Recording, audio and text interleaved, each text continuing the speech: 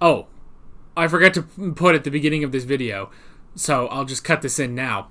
Hey, next week there will not be a new episode of JoJo's Bizarre Adventure. I took a little vacation, and so this is, it catching up.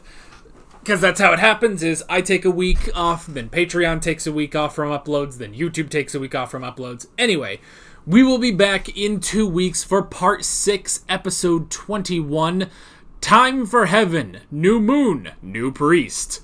What kind of title is that? Anyway, so yeah, we'll be back in 2 weeks for that episode. See you guys there. And here, also on this video. Anywho.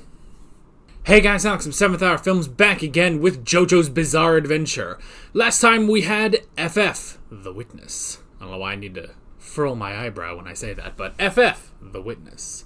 Anyway, so stuff happened. Jolene, what was his name? Anastasia. I almost said Diavolo, but that's not right.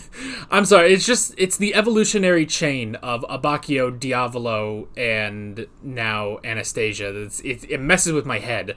They all look the friggin' same. Anywho, so yeah, them and Yaya Ma got caught, but then they didn't, and Anastasia used Diver Drive to wire a frog's brain to Yaya Ma's brain in order to make it a frog. Yes. And then FF.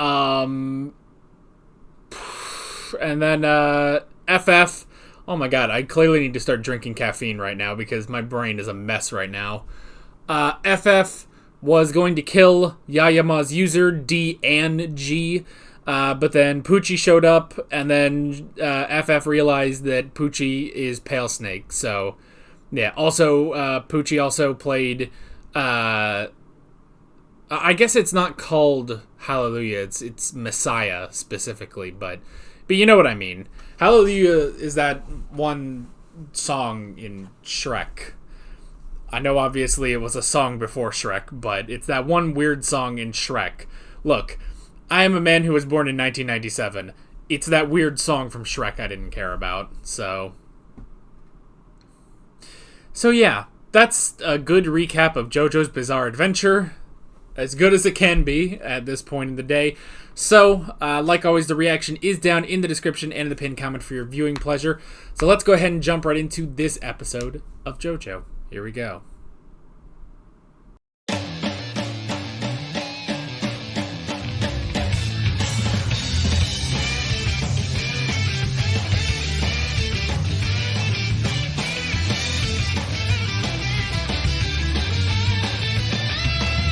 Oh, okay, that was a lot. I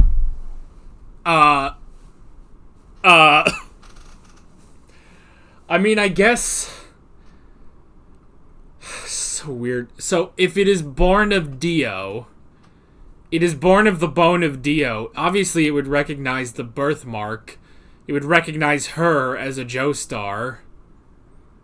Like, I don't think it's any sort of, like, parental bond, like, I think it definitely is, like, it's Dio recognizing that, but this basically confirms this is not Dio, and this is not Jonathan. This is, you know what this is? This is like Piccolo Jr. When King Piccolo dies, I know people don't watch Dragon Ball, the original, but for the uneducated, when King Piccolo dies, and then he just before he dies, he spits out an egg, and it becomes Piccolo Jr., and it's the Piccolo that you eventually know. But he becomes the final villain of the original Dragon Ball during the World Martial Arts Tournament. And now I'm starting to think this is him. He even looks like Piccolo Jr. Baby Piccolo, he's green. So, I guess if he is, just born of Dio, if he is more of like a Dio Jr., then he's Giorno's brother? Technically? You can't even say, like, he's his half-brother, because if he's completely born of Dio, then there's no other half. He's Giorno's brother, you know? Like, he is Giorno's brother, but Giorno is his half-brother, I guess. That's technical. I don't know, but I guess that's it, is that he's Giorno's brother. Of which, technically, Giorno already had a brother. Joseph's father, George Joestar II, who died during the war. During the war, yeah. Boy, what a weird tree. Because you have Jonathan and Irina, and then, like, from there you have, from Jonathan and Irina, you have George. From Dio using Jonathan's body and Giorno's mother, you have Giorno.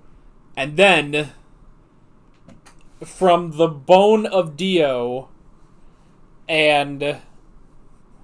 I mean, did we ever get an explanation? Was it Yaya Ma that did that? I don't know, I want to, like, look it up, but I don't, obviously. It's like, either I look it up, or I have to, or I just have to wait 2 weeks for you guys to give me an answer on it. So I guess that's it. If it's not Dio, it's Dio Jr. It's the brother of Giorno. You know the weird thing? You would have thought this would have been part 5, but it's not. You know? You would have thought this would have been the plot of part 5 with all this Dio stuff and now Dio Jr. and stuff like that. Because that's the weird thing about part 5 is Araki goes out of his way to give you an explanation of Giorno. It's like, oh, he's the son of Dio, you know?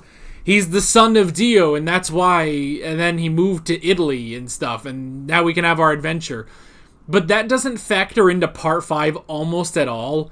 Like, I'm almost positive Giorno doesn't even know who Dio is, you know? He had a picture, but I just don't think he knows, you know? I don't think he knows anything about that or his Joestar heritage.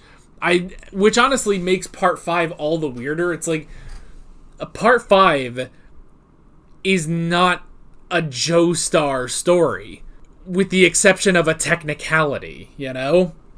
But this one, like, that could have been interesting, of like, you know, oh, here's Giorno, who's, you know, coming to terms with, you know, being half vampire, basically, being the son of the evil vampire Dio, and, you know, figuring out his life and stuff, and then, you know, there's this crazy, you know, priest guy who used to hang out with Dio, and he created Dio Jr., and it's technically his brother. So, like, that could have, like, been really interesting, but instead, it's Jolene, who still also doesn't really know anything about this, you know? Like, all she knows is she has a stand, and Jotaro has a stand, and that's about it, you know? Like, she doesn't really know much. Like, I guess because she knew about John Gallier, where, you know, I guess the reason why, you know, he wanted to kill them, but even still, like, Jolene doesn't know much of the Joestar history, you know? Like, she would not be able to be like, oh, so if this is the child of Dio, like, she doesn't even know what the bone is, you know?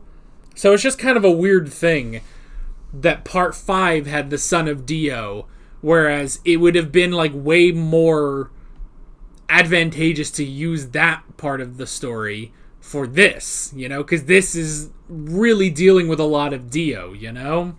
I don't know. Could we do, like, can some JoJo YouTube channel do, like, a what if? What if Jolene and Giorno swapped stories?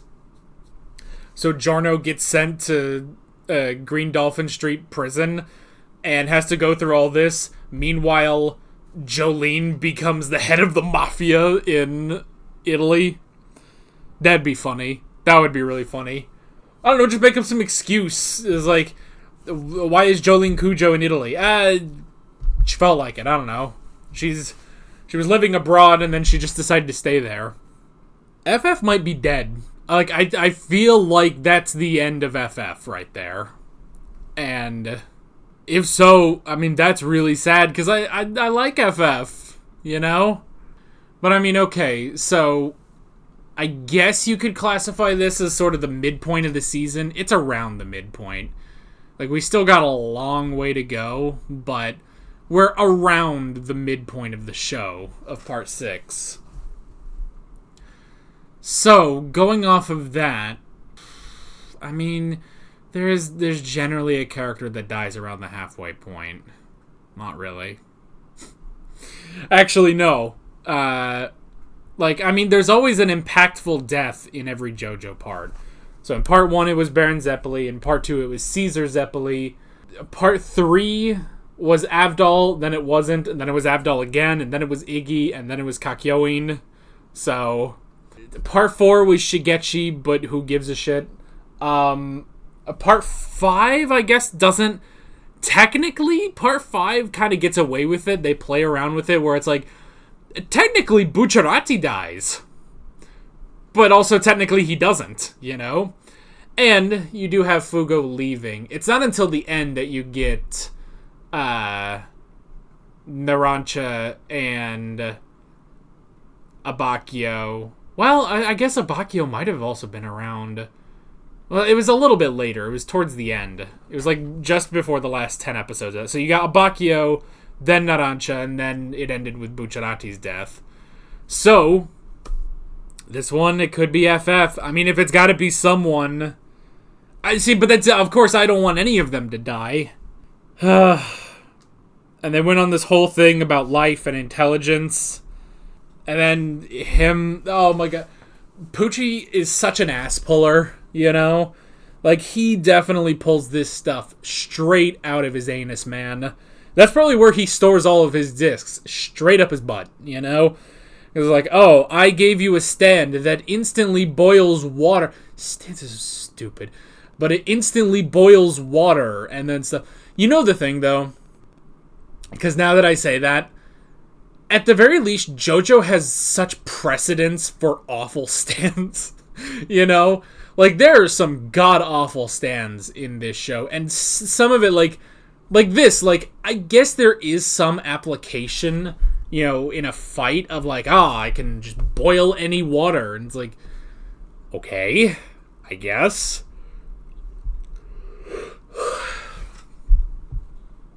But, I don't know, but you know what it reminds me of? It reminds me of and this is slight spoilers for My Hero Academia Season 6. And the folks who watched my Season 6 reactions are probably going to know where I'm going with this. But there was such a dumb thing in that season where it's like, in case she, like, All For One is like, in case she betrayed me, I implanted a quirk that will detonate whenever she betrays me. And it's like, what are you talking about? But that's because My Hero is supposed to be a little bit more serious than JoJo. I mean, for God's sake, this is JoJo. There's nothing that serious about JoJo. We kind of pretend there is, but there really isn't. It's really not a serious show, and that's how he gets away with a lot of this stuff, you know? He can keep getting away with it. That's the thing, you know? So yeah, like, it's such a dumb stand, but at the same time, it does also make sense, where, like, he's got a ton of useless, garbagey stands, and at a moment's notice, he knows exactly which one to use, you know? But for the most part, like, yeah, some of these stands are awful, but yeah, so I mean, honestly, that seems like it is the end of FF. And it's such a shame, you know? I really like the new design, too. Oh, God, excuse me. I like that the new design, it was half the original design of FF, and the other half was the girl, the body that FF took over, you know? So that was really cool. And then the child stand is interesting. Dio Jr., Diju. Let's call him Diju. Diju. Diju. Yeah, there you go. Diju stand was pretty interesting. That was kind of the confirmation I needed to where it's like, okay, this isn't Dio. This is not Dio at all. It has to be Diju, because it's not the world. And it's nothing remotely similar to the world. It's a brand new stand, you know? So that's interesting. I did like that. And it's also interesting that, yeah, the way they got out of it. Well, first off, the bottle thing was clever. And again, you know, Diver Drive, what an interesting stand, you know? I really enjoyed Diver Drive. But trapping it in the bottle was very clever. But then, yeah, I mean, they kind of lucked out that the baby recognized the Joestar birthmark, and therefore, I guess stopped pursuing them, basically. So that was really interesting. I enjoyed that. Yeah. It was an interesting episode. A very interesting episode. It's just a little weird. We got Diju now. But it works out. And, yeah, it's sad that seemingly FF is dead, which also sucks because she's the healer, too. But, yeah. Yeah. Crazy stuff. Once again, we'll be back in 2 weeks for the next episode. Oh boy, where are we going from here? With all that being said, I'm Alex from 7th Hour Films, and I will see you guys next time. Take care.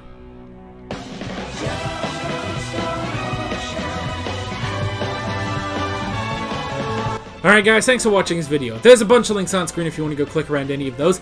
There's a playlist for all of my JoJo's Bizarre Adventure reactions, as well as another video you can go click on if you want. There's also a subscribe button and a Patreon button on screen, as well as other links in the description if you want to go check out any of those. See you guys later.